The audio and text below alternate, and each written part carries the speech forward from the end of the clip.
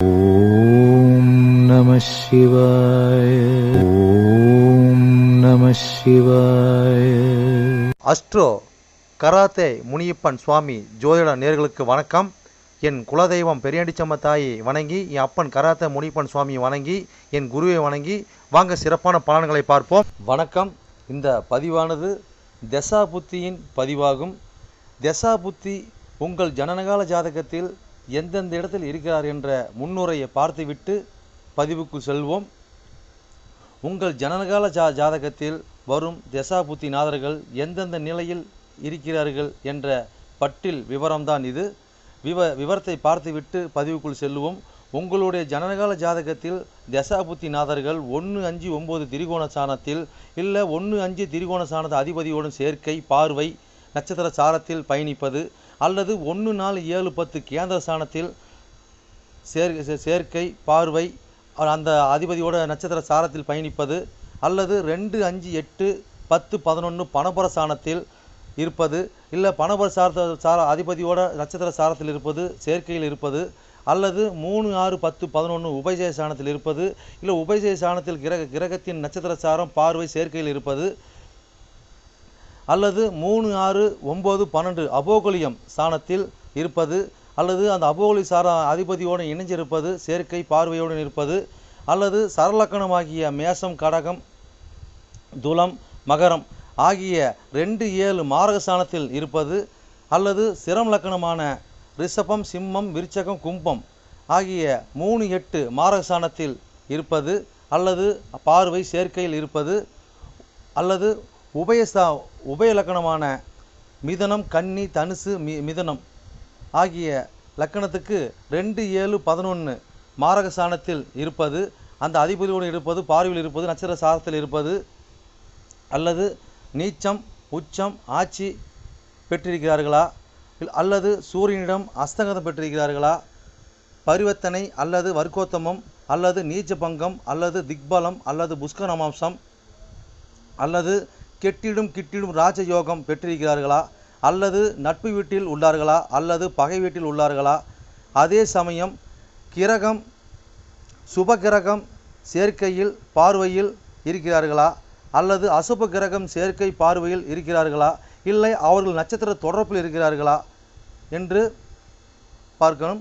அதுபோலவே அடுத்தது பார்த்திங்கன்னா 3-6-8-12 வீட்டு மறைவு சாணத்தில் இருக்கிறார்களா, அல்லது 3-6-8-12 வீட்டு அதிபதி சேர்க்கை, பார்வை அவர்களின் நட்சத்திரம் தொடர்பில் இருக்கிறார்களா என்று இதுபோல பல சூட்சமங்களை உங்கள் ஜனனகால ஜாதகத்தை கொண்டு தான் ஒரு துல்லியமான பலனை நம்ம சொல்ல முடியும்.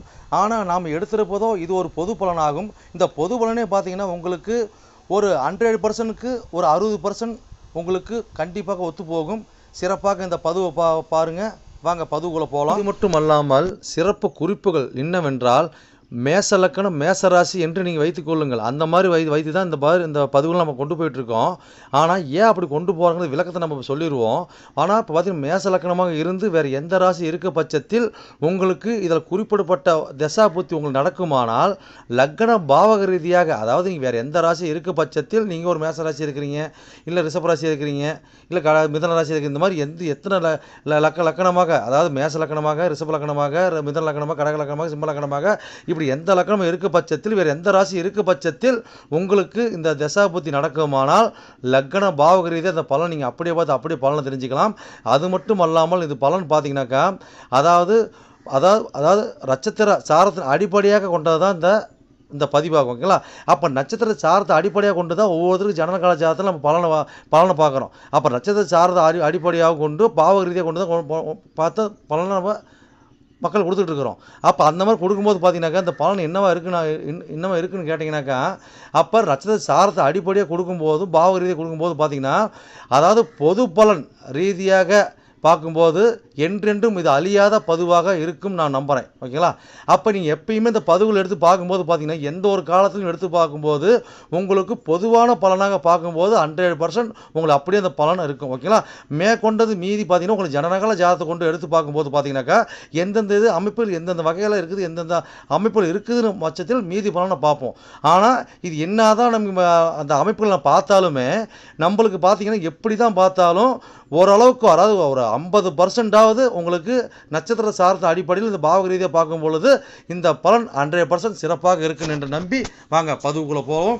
மிதன ராசி மிதன லக்ன நேர்களே, உங்களுக்கு ராகு திசையில் சனி புத்தி என்ற பதிவானது நக்கணத்து எண்ணி வேற 9ஆம் பாகமான 9ஆம் ராசியான கும்பராசின்னு பதிவாகும். ஓகேங்களா?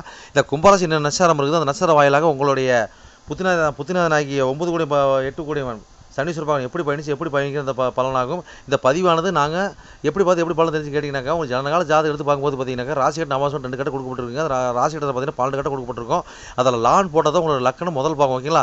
அதுலேருந்து எண்ணி வர 1 2 3 4 5 6 8 9 எண்ணி வர 9ஆம் பாகத்தோட பதிவு தான் அந்த பதிவு. ஓகேங்களா? சரி, ரைட். இது நட்சத்திர சாரத்தில் எப்படி நான் தெரிஞ்சுன்னு கேட்டிங்கனாக்கா, உங்களோட ராசி கட்டத்துக்கு முன் பேச்சு அல்லது நவாசோட பின் பேச்சில் பார்த்தீங்கன்னாக்கா நட்சத்திர சாரம் கொடுத்துருப்பாங்க. ஃபஸ்ட்டு கிரகத்தை போட்டு சூரிய சந்திர செவ்வாய் புதன் போட்டிருப்பாங்க. அதுக்கு நேர்கோட்டில் பார்த்தீங்கன்னா நட்சத்திர சாரம் கொடுத்துருப்பாங்க. அந்த நட்சத்திர சார வாயிலாக தான் உங்களுடைய தசாபுத்தி கிரகங்கள் வந்து பார்த்தீங்கன்னா பயணிச்சு உங்களுக்கு தசாபுத்தி நடத்தி உங்களுக்கு பலன் அடிக்க போகிற அந்த இந்த பதிவோட விளக்கத்தோட புரியுது தான் இது. ஓகேங்களா? இதை நீ புரிஞ்சு இந்த பதிவு பார்க்கும்போது சிறப்பாக உங்களுக்கு பலன் கிடைக்கும். ஓகேங்களா? சரி, ரைட்டு. அப்போ வந்து பார்த்தீங்கன்னா மிதலக்கணம் மிதராசிக்கு பதிவு பார்க்கணும்னு கேட்டிங்கன்னா அப்படி கிடையாது. மிதலக்கணமாகிறது வேறு எந்த ராசி இருக்க பட்சத்தில் உங்களுக்கு ராகு திசையில் சனி புத்தி நடக்கும் போது ரக்கண பாவ ரீதியாக பலன் நீங்கள் அப்படி பார்த்து அப்படி பலன் தெரிஞ்சுக்கலாம். இது எத்தனை கோடி தசாபுத்தி நீங்கள் கேட்டிங்கன்னாக்கா 8 கோடி 9 கோடி சனி திசைங்க. ஓகேங்களா? அதாவது 8 கோடி சாரிங்க, அதாவது ராகு திசை 8 கோடி 9 கோடி சனி புத்தி. ஓகேங்களா? சரி, ரைட்டு. இது வந்து எத்தனை ஆண்டு காலம் செயல்பாட்டில் இருக்குன்னு கேட்டிங்கனாக்கா, ராகு திசையானது பார்த்தீங்கன்னா 18 ஆண்டு காலம் செயல்பாட்டில் இருக்கும். ராகு திசை சனி புத்தி பார்த்தீங்கன்னா உங்களுக்கு 2 வருடம் 10 மாதம் 6 நாட்களும் செயல்பாட்டில் இருக்கும். ஓகேங்களா? இப்போ உங்களுக்கு லக்னத்துக்கு எண்ணி வர 9ஆம் பாகம் 9ஆம் ராசியான கும்பராசி நட்சத்திரம் பார்த்துடலாம். அப்போ என்ன நட்சத்திரம் அங்கே இருக்குதுங்க, அங்கே பார்த்தீங்கன்னா அவிட்டம் 3ஆம் பாதம் 4ஆம் பாதம் இருக்கும். அதுக்கு அடுத்தபடி பார்த்தீங்கன்னா சதை 1 2 3 4 பாதம் இருக்கும். அதுக்கு அடுத்தபடியே பார்த்தீங்கன்னாக்கா உங்களுக்கு புரட்டாதி 1ஆம் பாதம் 2ஆம் பாதம் 3ஆம் பாதம் வரைக்கும் மொத்தம் 9 பாதம் இருக்கும். ஓகேங்களா? சரி, ரைட். இப்போ வந்து பார்த்தீங்கன்னா உங்களுக்கு அவிட்டம் சாரத்தில் உங்களுடைய புத்திநாதனாக 8 கோடி 9 கோடி சனீஸ்வரபாகம் பயணிச்சு என்ன பண்ணலாம் நீங்கள் பார்ப்போம். இப்போ சனீஸ்வரபாகம் வந்து கும்பத்தில் பார்த்தீங்கன்னா இருக்கிறாருனாக்கா பாக்கி சாணத்தில் வந்து பாக்கியம் சாணத்தில் பார்த்தீங்கன்னாக்கா அவர் வந்து பார்த்தீங்கன்னா அவர் ஆட்சி வீடு இல்லைங்களா? ஓகே. அப்போ யாரோட சாரத்தில் ஆட்சி பெறாரு? அப்போ 6 கோடியும் 11 கோடி சாரத்தில் ஆட்சி பெறாரு. ஓகேங்களா? அப்போ அப்படி ஆட்சி பட்டு என்ன நடத்த பலனை கொடுப்பார் பார்ப்போம். அப்போ என்னென்ன சம்மந்தப்படுதுங்க இந்த இடத்துல 9 பாவம் சம்மந்தப்பட்டு 6 11 சம்மந்தப்பட்டு 9 டபுளாக சம்மந்தப்படுறாங்க இந்த இடத்துல. ஓகேங்களா? இப்போ பார்த்தீங்கன்னா இது வந்து பார்த்தீங்கன்னா யோகாதிபதி தான். ஓகேங்களா? அப்போ யோகாதிபதி ஆட்சி பெற்றார், சூப்பர் அப்படிம்போம். ரைட், ஓகே தான். ஆனால் அவர் என்ன சாரத்தில் பிறகு 6 கோடி 11 கோடி சாரத்தில் பகப்பட்ட சாரத்தில் அவர் வந்து ஆட்சி பெற்றிருக்கார். ஓகேங்களா? அப்போ வந்து என்னத்தை கொடுப்பார்? அப்போ பார்த்தீங்கன்னாக்கா தன்னோட பாக்கியத்துக்காக போராடுவார். ஓகேங்களா? அப்போ தந்தைகிட்ட வந்து சொத்துக்காக போராடுவார். தந்தைகிட்ட வந்து வாக்குவாதங்கள் பண்ணுவார். அப்போ தூரத்து பயணம், ஒரு புனித யாத்திரை, அப்போ ஊருக்குள்ள பார்த்து ஒரு தர்ம கருத்தா இந்த மாதிரி போஸ்ட்டுக்காக போராடுவார். இல்லை அந்த மாதிரி ஆளுங்கிட்ட ஒரு வந்து போராடி தான் தன்னோட லாபத்தை தன்னோட விருப்பத்தை நிறைவேற்றிக்குவார். ஓகேங்களா? அப்போ அவருக்கு எதுவுமே பார்த்தீங்கன்னா ஈஸியாக கிடைக்காது. அப்போ ஏதோ போராட்டத்தின் பேரில் தான் இவருக்கு ஒவ்வொன்றா கிடைக்க ஆரம்பிக்கும். ஓகேங்களா? அப்போ இதில் பார்த்தீங்கன்னாக்கா ஒரு சிலர் பார்த்தீங்கன்னா கணக்கில் பார்த்தீங்கன்னா ஒரு வாடகை தாயாக போகிறது, அதாவது வளர்ப்பு தாய். ஓகேங்களா? இந்த மாதிரிக்காக ஒரு வளர்ப்பு தந்தை. ஓகேங்களா? அப்போ வந்து மூத்த சகோதரிங்க இவங்க எல்லாம் பார்த்து நம்ம காலகட்டங்கள் பார்த்தீங்கன்னாக்கா நம்மளுக்கு ஏதோ ஒரு மைண்ட் விட்டால் நம்மளுக்கு ஒரு காரணத்தை ஏற்படுத்தி கொடுப்பாங்க.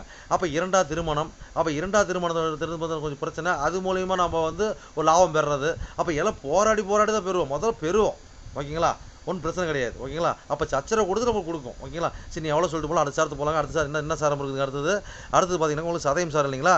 அப்போ இந்த தசைநாதனோட சாரத்தில் இருக்கிறாங்க. அப்போ இந்த தசைநாத சாரத்தை தான் ஆட்சி பெறார். திரிகோணாதிபதி உங்களுக்கு வந்து பார்த்தீங்கன்னா பாக்கியாதிபதி பார்த்தீங்கன்னா ராகு சாரத்தில் ஆட்சி பெறார். அப்போ திசையோட சாரத்திலே அவர் ஆட்சி பெற்று பாக்கிய என்ன கொடுப்பார் பார்ப்போம். ஓகேங்களா? அப்போ இதாவது என்ன சம்மந்தப்படுதுங்க? 9 டபுளாக சம்மந்தப்பட்டு ராகு சம்மந்தப்படுறார். அப்போ இந்த மாதிரி காலகட்டங்கள் பார்த்தீங்கன்னாக்கா தந்தை வழி ஒரு பூர்வீகம் தோஷத்தை பாவத்தை அவங்க செஞ்ச ஒரு பாவ வினைகளை கண்டிப்பாக காட்டும். ஓகேங்களா? அப்போ வந்து பார்த்தீங்கன்னா தந்தை பார்த்தீங்கன்னா இந்த மாதிரி காலகட்டங்களில் அதாவது பாவப்பட்ட சொத்து மற்றவங்க ஏமாற்றி பிடுங்கினது, இந்த மாதிரி பண்ணினது, அந்த மாதிரி தான் அந்த இடத்துல இருக்குங்க. ஓகேங்களா? அதுதான் இந்த இடத்துல அதை நம்ம பெறது போராடுறதான் இந்த பெறது வாங்குறது அது பாக்கியம். ஓகேங்களா?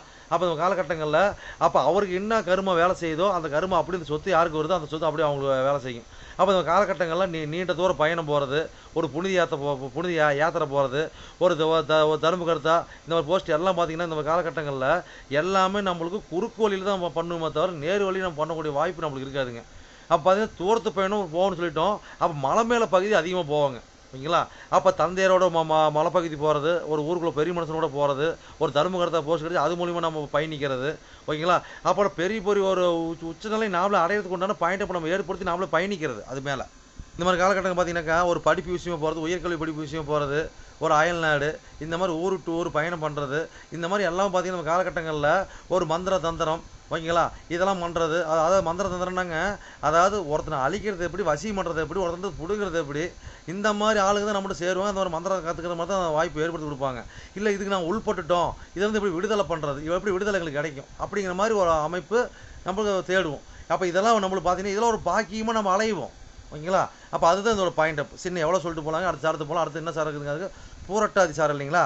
Right, okay. அப்போ 7 கோடி 10 கோடி சாரத்தில் அவர் ஆட்சி பெறார், உங்களுடைய பாக்கிய தசாபதிநாதன். ஓகேங்களா.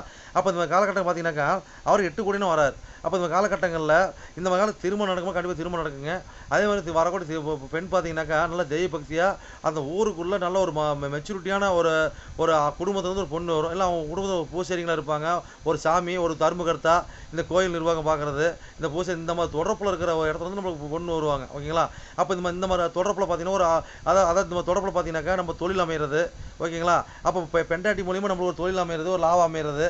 இந்த மாதிரி பேசிக் நம்மளுக்கு ஒரு பேசிக் போயிட்டுருக்குங்க. காலகட்டங்களில் ஒரு கூட்டு தொழில் பண்ணுறது, வெளியூர் போகிறது, நீண்ட தூரம் பயணம் செய்கிறது. ஓகேங்களா. இது எல்லாம் பார்த்தீங்கன்னாக்கா அதாவது இந்த காலகட்டங்களில் நம்ம ஜோதிடம் கற்றுக்கிறது, ஒரு கோயிலுக்கு வந்து போய் பணி செய்கிறது, அந்த கோயிலில் நம்ம முக்கியஸ்தராகிறது, இதெல்லாம் இந்த மாதிரி காலகட்டங்களில் சமுதாயத்தில் இந்த கூட்டம் இந்த மாதிரி கண்டிப்பாக நடக்குங்க. அதே மாதிரி பார்த்தீங்கன்னாக்கா ஒரு சேர் மறுக்கட்டு, சூதாட்டம், சீட்டாட்டம், இதுக்கு உண்டான ஒரு பாயிண்ட் அப்போ அதுக்குண்டான காசு மோட்டிவ், அதுக்குண்டான தலைமை தாங்கிறது. ஓகேங்களா. அப்போ கோயில் தர்மகர்த்தா, அறக்கட்டளை தர்மகர்த்தா, இதெல்லாம் இந்த அமைப்பெல்லாம் நம்மளுக்கு நடக்கும்போது கண்டிப்பாக நடக்கக்கூடிய பாயிண்ட் ஏற்படுத்தி கொடுப்பாங்க. பார்த்தீங்கன்னா நம்மளுக்கு ஒரு திருமணத்துக்கு அப்புறம் இல்லை திருமணத்துக்கு முன்னாடி ஒருத்தர் கிடைக்குதுன்னா அது கொஞ்சம் லேருங்க. திருமணத்துக்கு அப்புறம் இதனால் கிடைக்கிறது வாய்ப்பு கண்டிப்பாக கிடைக்குங்க. ஓகேங்களா. நீங்கள் எவ்வளோ சொல்லிட்டு போகலாம், அது பயன்படுத்தி சிறப்பு. என்னோட பதிவை நீங்கள் சிறப்பாக கேட்டிருப்பீங்கன்னு மனதார நான் நம்புகிறேன். நீங்கள் கேட்டது வெறும் கோச்சார பலன் தான். உங்கள் ஜனனகால ஜாதகத்தை கொண்டு பார்க்கும்போது தான் எந்த கிரகம் எந்த சாரம் வாங்கியிருக்குது, எந்த கிரகம் எந்த பாவத்தை பார்க்குறாங்கன்னு சொல்லி துல்லியமான பலனை பார்க்க முடியும். நீங்கள் துல்லியமான பலன் நீங்கள் பார்க்கணுனாக்க என்னோட வாட்ஸ்அப் நம்பர் கீழே ஓடிட்டு இருக்குதுங்க. நீங்கள் வாட்ஸ்அப் நம்பர் மூலியமாக என்னோட ஜாதகத்தை நீங்கள் அனுப்பி நீங்கள் என் மூலியமாக துல்லியமான பலனை நீங்கள் அறிஞ்சிக்கலாம். அதே மாதிரி பார்த்தீங்கன்னாக்கா பல பேர் நான் நேரில் வந்து அணுகிறாங்க. அதுவும் பார்த்தீங்கன்னா நம்ம இருப்பிடம் பார்த்தீங்கன்னாக்கா நம்ம இருக்கிறது ஒரு ஆலயத்தில் இருக்கிறாங்க. சொந்தமாக ஆலயம் வச்சு நடத்திக்கிட்டு இருக்கிறோம். வீரசக்தி நாகம்மா திருக்கோயில்னு சொல்லி நடத்திட்டு மற்றும் கராத்தே மூலியமாக சொல்லி நடத்திட்டு இருக்கிறோம். அதில் பார்த்தீங்கன்னா வீரசக்தி நாகம்மா திருக்கோயில் சேவை அறக்கட்டளை மூலியமாக தான் நம்ம கோயில் இயங்கிட்டு வருதுங்க. எல்லாத்தையும் பார்த்தீங்கன்னா துல்லியமாக பர்ஃபெக்டாக நம்மகிட்ட இருக்க எல்லாமே இருக்கும். எந்த ஒரு தோஷம், எந்த ஒரு காரியம், எந்த ஒரு பரிகாரம்னா நம்ம ஒரு கஸ்டமர் நம்ம கேட்டு தான் வந்து அவங்களோட காரியத்தை வந்து முன்னெடுத்து செய்கிறாங்க. அந்த நம்பிக்கைகரமாக நம்மளோட பலன் இருக்கிறதுனால தான் இந்த மாதிரி கஸ்டமர் நம்மகிட்ட அணுகி நம்ம சிறப்பு பலன் அடைஞ்சிட்டு இருக்கிறாங்க. இது போல் ஒவ்வொரு பலன் அடைகிறது எங்களோட ஆசை. அது மட்டும் இல்லாமல் பார்த்தீங்கன்னாக்கா எங்கள் கோயிலுக்கு லீடர்ஷிப்னு பார்த்தீங்கன்னாக்கா எங்களுடைய கிருஷ்ண சுவாமிங்க வாக்கு சித்தர் பார்த்தீங்கன்னாக்கா கிருஷ்ணசாமி, அது சோழி பிரசன்னம் கல்லு கூடு சொல்லுவாங்க இல்லைங்களா, அது சிறப்பான முறையில் சிறப்பாக பார்ப்பாருங்க. நேர்முகமாக பார்க்குறாங்க, ஆன்லைன் மூலமாக பார்க்குறாங்க. நீங்கள் யார் என்னன்னு தெரியாது, உங்களோட ஃபுல் டீட்டெயில் அப்படி சொல்லுவாருங்க. ஓகேங்களா. உங்களோட டீட்டெயில் சொல்லி உங்களுக்கு பேரை சொல்லி சோழி போட்டாருன்னா சிறப்பான முறையில் சிறப்பாக உங்களை சோழி பிரசனை பார்த்து அருமையாக சொல்லுவாருங்க. அதே மாதிரி பார்த்தீங்கன்னா அது மூலியமா நீங்கள் இதில் பார்த்து நீங்கள் அணுகி அது மூலியமா தெய்வ அருள்வாக்குங்க அது. ஓகேங்களா. அது மூலியமா நீங்கள் வந்து சிறப்பான பலன் நீங்கள் அடையலாங்க. எந்த ஒரு காரியமா இருந்தாலும் எந்த ஒரு விஷயங்களா இருந்தாலும் துல்லியமான பலன் துல்லியமா இருக்குங்க. சொல்றது அப்படியே நடக்கும், சிறப்பா இருக்குங்க. சரி நேயர்களே, உங்களிடமிருந்து விடைபெறுவது S. Balu Jayavel, MA astro. நன்றி, வணக்கம்.